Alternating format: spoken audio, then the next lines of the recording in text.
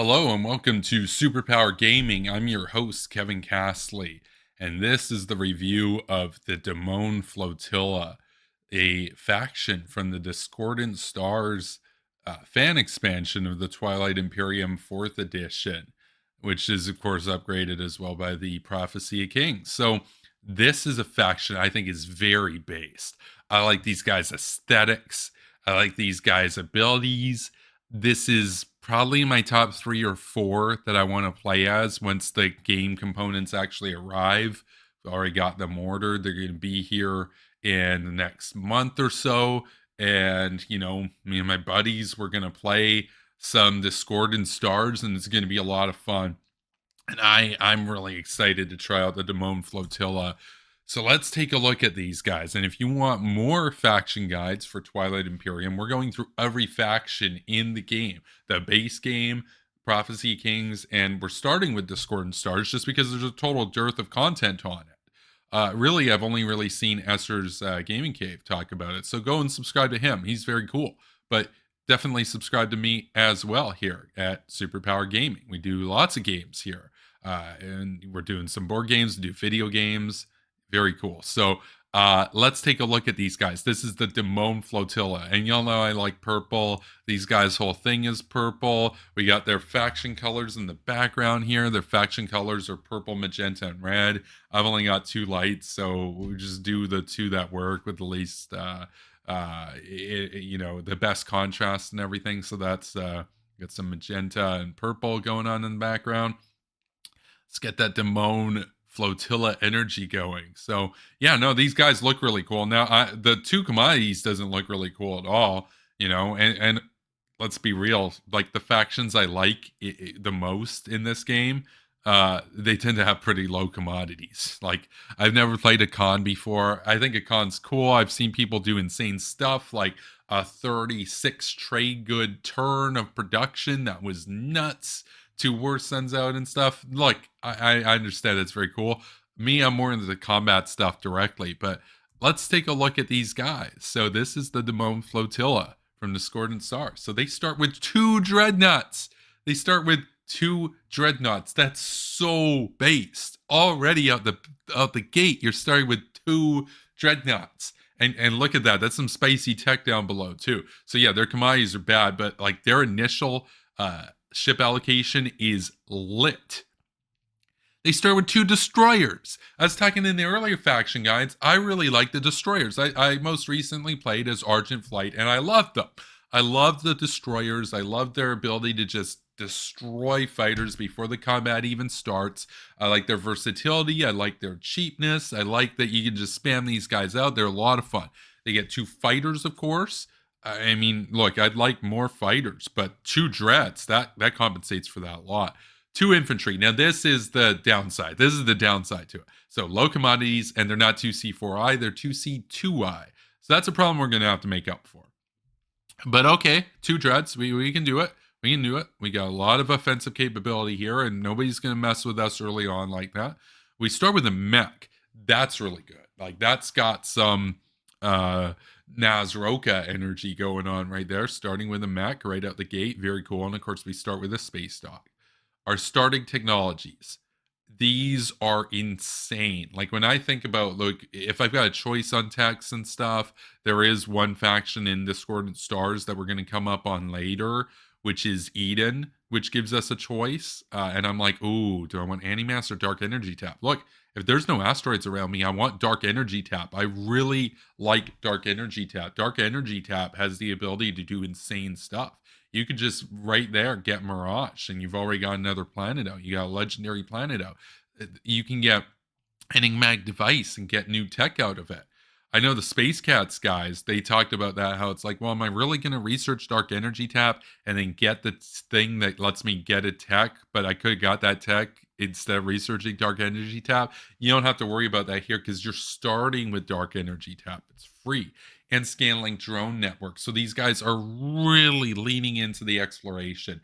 They're actually more of an exploration faction than Nazroka in that sense. Nazroka's big thing is like exploring, and they do the stuff, and they've got, scan link and everything. Guess what? These guys have scan link and dark energy tap. These guys are the best of Imperium and the best of Nazroka from the start. I love it. I love it. And their commodities are bad, but okay, I love it. Let's look at their starting planet. That is Abyssus. It's a 4/2. 4 resource, 2 influence, 4/2. That's pretty good. And it's only one planet that you have to worry about defending in your home system. So I think the fact that they don't have to worry about a bunch of planets, I think the fact that they already have enough resources to do the secondary of technology without taking the tech card, they can just sit back, let somebody else take tech, and they can just use their home planet, one planet, and get it is great. They don't have to worry about, oh, uh Diplo gonna go off? Am I gonna be able to refresh stuff? Am I gonna get the resources? Am I gonna get trade or whatever? No, you just start with the 4 trade goods that you can get out of Abyssus to do the or the 4 resources to do the secondary of tech. So you're getting another tech basically. You don't have to worry about that. That's awesome. That's awesome. And 2 influence is pretty good too. Their complexity rating is moderate. So far, we've only seen moderate factions. There's a lot of low factions in this, but so far, we've only seen moderate. We're just going in order here on Discordant Stars. And of course, their faction colors, magenta, red, and purple. Like, I'm the purple man. I like purple. Purple's like a meme at this point, right? Like, you think of my stuff, you think purple, right? So that's very cool. I mean, you go and check me out on X at Kevin Castley. Well, you see, I'm there. I'm rocking a purple suit, right? So let's take a look at their faction abilities. And yes, these guys have 3 of them. We'll see how it turns out. So, Capital Fleet. Destroyers count as 1/2 of a ship against your fleet pool. So you can just spam out destroyers. That is so cool. You're already starting with 2. It only counts as 1. That is very cool. Migrant Explorers. After you explore a frontier token in a system, you may explore a planet you control that is adjacent to that system. So I said these guys were like the exploration faction. They are like everything that you can think of about the frontier energy going on with Imperium, and everything you can think about the exploration going on with Nazroka. These guys are just like, why not both? They are the why not both faction. So guess what? You go into Anomaly. You go into, I don't know, let's just say you go into empty space. You're not going into an asteroid field unless you research the anti-mass deflectors. But look, there's an argument with these guys. You might do it anyway. Like normally you research a blue tech. They start with a blue tech, okay, and then maybe from there you go right into fleet logistics. May you bypass gravity drive, right? Especially if there's asteroids close to you, or maybe you're going to be dealing with them later. Why not explore that? Why not explore there? You've already got DET. So after you explore a frontier token in a system, you may explore a planet you control that is adjacent to that system. So you go into deep space and you've already got an infantry on one of your planets that's nearby. Boom. Not only are you exploring now the frontier token, you might get Mirage. You might get something really cool out of that. You might get some command tokens or something. Guess what? You're exploring. You might get a relic fragment. You might get an unknown relic fragment, and you might get a cultural relic fragment in one go just from this ability. That is very, very cool. And then the Flotilla. This is their drawback. You cannot have more infantry than non-fighter ships in the space area of a system. So when you go in and you're transporting a bunch of stuff, you need to have ships there as well. So that's the Flotilla restriction. It's an ability, but it's an ability in the same way that Fragile is technically an ability. It's not good. Like, you'd rather not have that. This faction would be better if that didn't exist, but it's a balance. It's a balance, and we understand why those exist, because Jolnar is insanely overpowered. And guess what? The Mohn Flotilla is insanely overpowered. So yes, the Flotilla works to balance it somewhat. I still think these guys are super potent. These are my favorite that we're covering so far. This is the 4th video. These guys, as I say, they are right in the top for me, and we'll do a full ranking tier list and everything on the Discordant Stars factions once we're all done. These guys, but no, that's insane. That's like just the set of faction abilities right there. I really like it. Let's take a look at our faction promissory note. Combat drills. When one of your ships would be destroyed, instead of destroying that ship, place this card face up in your play area. Return this card to the Mohn player after the start of the status phase. So again, you're giving this out. Somebody else uses this. So yeah, instead of destroying that ship, place this card face up in your play area. Okay. I mean, you've basically just saved one of your ships. That's pretty powerful. Is it game breaking? I don't think so. You could probably trade this away for a pretty penny, but don't just trade this away for like a trade good or something. Trade like get some good stuff from that. That can be potent. So hopefully they don't use it against you. So faction techs, impressment programs. It's a yellow, 2 prereqs. When you explore a planet, you may produce one ship in that planet's system. Well, that's cool. I mean, we're already going to be doing a lot of exploration and stuff. We start with Scanlink, right? And our faction ability lets us do that again just by going for frontiers in adjacent systems. Action, exhaust this card and one planet you control to explore that planet. That's super potent. So it gives you a stall, which we like stalls in this game. The more actions you have, the longer you can wait to pass, which is advantageous to you. It's better to pass later than sooner. Exhaust this card and one planet you control to explore that planet. We want to have a lot of planets.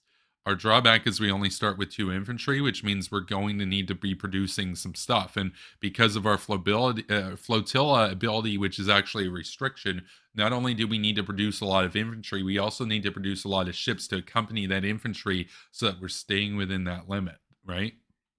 But it is important to note here that if we do that and we get our stuff out there, we could have a lot of planets. And we got dreads and stuff to enforce our empire with. Now we can just exhaust this card in a planet, and now we're exploring that planet. That's very cool. That's very cool. Faction-specific units. The Aegis 1. It's a dreadnought. It's a cost of 4, combat 5, move 1, capacity 1. It has sustained damage, and it has bombardment 5. When another, and this is just a base unit, when another ship in the system would be destroyed during combat, you may have this ship become damaged instead. That's good. And then the Aegis 2. It's a cost of 4, combat hits on 4, move 2, capacity 1. When another ship in this system would be destroyed by a game effect, you may have this ship become damaged instead. So notice how it wasn't just they destroyed you in combat. Anything in the game, any action card, any wacky stuff, any vote, any weird thing that comes through in the agenda phase that might destroy a ship, like that Ixtian artifact thing that nukes Mechatol and the surrounding areas around it, you can have the ship become damaged instead. Well, it's in this system. I'm not sure if that would still wipe out that ship. I don't think that would save you from Ixtian artifact, but understand this is technically a more powerful version of that. Regardless of which, we have 2 dreads anyway. Even if we didn't have like a special dread 2, we're going for dread 2. So this is just an added bonus there. But like, if you're playing Mohn Flotilla, you're going for dread 2. You start with a blue and yellow. You only need a blue skip or a blue tech and you're there, right? So it's an extra bonus to have. Not the most powerful thing ever, but I like it. Flagship. The Maximus. It's cost of 8. Combat, it's a 5. Rolls 2. That's good. That's really good. Like a base combat roll, that's about as good as you get in a flagship. Move 1, capacity 3. Abilities. Sustain damage. After this unit moves into the active system, you may produce up to 2 units that have a combined cost of 4 or less in that system. That's insane. So we can just produce a couple destroyers or something right in there. We move in to attack somebody and we're producing in the attacking system. The system that we're attacking, that's very powerful. That's an extremely powerful ability. The problem is it doesn't move very far. But if we grab gravity drive, we can start having a conversation. I think it's a really, really good flagship. It's probably one of the most powerful flagships in the game. Let's look at our mech, the Reparator. At the start of a combat in the system, you may repair one unit you control that is participating in that combat. It's a cost of 2, combat 6. That's really good, and it's got sustained damage, of course. Let's look at our leader suite, and yeah, these leaders look so dope. Like I liked like that purple, ethereal, kind of spooky energy going on. Very cool. So we start with Jigen Faru, the counselor or the chancellor of immigration, and we start with them. When a player commits one or more units to a planet during invasion, you may exhaust this card to allow that player to place one infantry from their reinforcements on that planet. So we don't start with a lot of infantry, but we can get more infantry with Jigen Faru. That's cool. That really helps to start counteracting our deficit on ground forces. Let's look at our commander. This is Clona Bathru, founder of Bathru Robotics. The unlock condition is we need to research a ship unit upgrade technology. So we're not going Space Dock 2, we're not going PDS 2. It needs to be a ship upgrade. But okay, I already said we're going for Dread 2. Like, we're going to Mohn, we're going for Dread 2. I would also argue we need to go for Destroyer 2, but that's later. That's later. Now, the thing about Destroyer 2, I was going to talk about how it requires 2 red techs, and we don't start with a red tech. This is important. We want to go Dread 2 first, and then we go Destroyer 2. Why? Well, this card, the hero here, satisfies a red tech prerequisite. At the start of a space combat in a system that contains 3 or more different types of your non-fighter ships, produce 1 hit against your opponent's ships. That's potent. This is basically like assault cannon. Because what does assault cannon do? If you bring in 3 non-fighter ships, they destroy one of their ships in the system. Okay, well, we're not doing that. We're producing a hit, so they can like sustain and stuff on it. So it's not quite an assault cannon, but we didn't need to research assault cannon. We just start with this. Just by getting Dread 2, we have this available to us through our leader suite. Very potent, very powerful commander. And the ability that it gives us a tech prerequisite, we don't have to exhaust it or anything. It's not like a planet that if we skip, we have to exhaust, right? We don't have biostims available to us. It's free. It's a free red, which means Destroyer 2 requires only researching 1 red. What red would we go for? We could go AI Dev Algo and then grab Destroyer 2. We could go Plasma Scoring and then grab Destroyer 2. It's up to you, right? Now, there's a case for if things get out of hand and we get too aggressive and they come after us going for PDS2, right? In which case, having that red there is very helpful for that.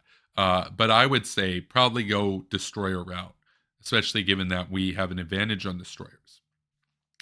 Now, let us look at our hero. This is Virasis Ibru, the former admiral of the Unrelenting Battle Group. We must have 3 scored objectives to unlock him. Defense Matrix Overload, Volatile EMP Burst. After the roll dice step of space combat, you may purge this card. If you do, all ships in the active system become damaged. During this round of space combat, your ships cannot be destroyed. So we're just damaging everything. You can't destroy us. We basically have like that Destroyer 2 sort of ability. You can't just destroy us. We can destroy you.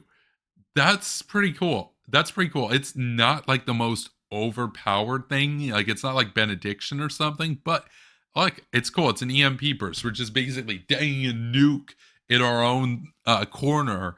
Like, we're in close quarters and we just detonate a nuke and now we're all damaged. But okay, but we can't be destroyed this round, but we can destroy you this round. So it softens them up. That's cool. If you play this right and you know that you're going to win the combat on that round if their stuff is damaged, even if your stuff is damaged, if you can stall to a point where other people can't come in and attack you and you go in and you take them out, then you're golden. You're golden. You'll win the combat and you'll be good to go. And you will hold on to that system. So I really like these guys. I think the Flotilla is great. Let me know what you guys think, what you would do in terms of a tech path. As I said, I would go into the Dreadnought 2 and then use our hero based on that to enable us to get Destroyer 2 really quickly. If they start kingslaying us, we can easily grab PDS 2. And I think with these guys, if we kind of go more in that red direction and get a couple more blue techs out there, we can be a fast-moving War Sun faction. we can do a lot of wacky stuff with these guys. The only problem for us is we have a very low commodity level. So what I would say is because our home world has a 4 resource value, we're not grabbing tech first round. We'll just use our planet to get us that tech upgrade. We're going to go for trade. I think going for trade really helps us because it allows us to produce more stuff, which is going to give us the infantry. It's going to give us some destroyers. It's going to give us the ships to accompany the infantry because the infantry need escorts with our flotilla restriction. So I think with all that combined, we're getting the Aegis 2 out, right? Our upgraded Dreadnought. We're going to get the Maximus out. We're going to do a lot of insane stuff. We just need the resources to make it work. So I think trade is our best pick. If we can't get trade, what I would go for probably then in the first round, I could see a case for politics with them. Especially if we're looking at maybe going for Mechatol Rex, we take the speaker token. What does politics give us? It gives us action cards, and we're a really combat heavy faction. Combat cards come up a lot in the action card deck. They're not the most powerful thing ever, but we're a really combat heavy faction. So we want the odds in our favor. The more direct hits that we can get, the more sabotages that we can get. If we can get reactor meltdown, maybe we get a tech out of it. There's stuff that we can get in there that's going to be really advantageous to us. We can get morale boosts. We can get shields holding. We can get a lot of stuff that's going to help us in combat. And getting the speakership token is going to help us too. So there's an argument to be made that, yeah, grabbing the politics card, if we can't get trade, could be pretty good. There's also another argument for construction. The argument for construction is we get our stuff out and we get it far from our home system so we can go and do some serious damage. If we're doing that, what I would suggest doing is, yeah, you get your forward dock out, you get your PDS out. Where am I going to put my PDS? I'm going to put my PDS on the home world. And you might think, why not protect that forward space system? Well, the thing is, we don't start with a PDS. Like Joel Nar, they start with a Dread, but they also start with PDSs. We don't. We don't. Our home world, even though it's only one planet to defend, is weak. And understand that with our strategy, with our combat heavy focus, we're not going to be making friends at the table, which means we're either going to be like, we're taking high risk, high reward type actions here. And what that means is that we're going to make enemies, which means they're going to try, if things work out well and we start winning, they're going to try to Kingslay us, which means they're going to come into our home system. We don't have that many resources, so we're going to have trouble producing stuff. There's a really good argument to be made that having a PDS in our home system is better than having it anywhere else on the board, because if things work out well for us, they're going to try to attack our home system to stop us from winning. And if things don't work out well for us at all, okay, we still want it at our home system. I think grabbing construction, getting a forward dock, and getting a PDS in our home system is good. I think it's good. I think there's even an argument with these guys to put the forward dock not close to Mechatol, but one out, like adjacent to our home system, even. That way we can quickly go back in and bolster, because if we start getting big wins and the table teams up against us, these guys have the potential to make a lot of enemies, right? And what we need is the ability to go quickly from being very offensive to very defensive so that we can hold down the fort and secure a win. And I think surviving the Kingslay for us, because we're basically a king tier faction, I think we want a PDS in there. There's an argument with these guys to take construction twice in the game so that we get 2 PDSs on our home world, because we can have 2 PDS there. 2 PDS is an extra deterrent. It means that when they come in as well, we're getting an extra roll of that dice. Now, I talked earlier about AI dev algo or plasma scoring for our red. There's an argument for plasma scoring because plasma scoring is going to give us an extra roll on the PDS roll, and that's going to be really smart for us. So I'm going to wrap up this faction guide right now, but I would say absolutely. What we want to do is we want to make our PDS ability to secure our home system more powerful. And so for us here with the Mohn Flotilla, if we want to win this thing, we need to recognize they're going to come in and attack us if things go well for us. So we focus on defense near the end. So for that, those are my thoughts. Let me know what you think. Have you played these guys? What do you think about them? Would you go in a different direction, a different tech route? What would you do? So be sure to subscribe here. That's Superpower Gaming, and go and check me out over on X at Kevin Castley, and subscribe to my main channel on YouTube, Superpower Broadcasting, and support me on Patreon if you're so inclined. That's patreon.com/Superpower Broadcasting. And with that, I will see you in the next video. So take care and stay based.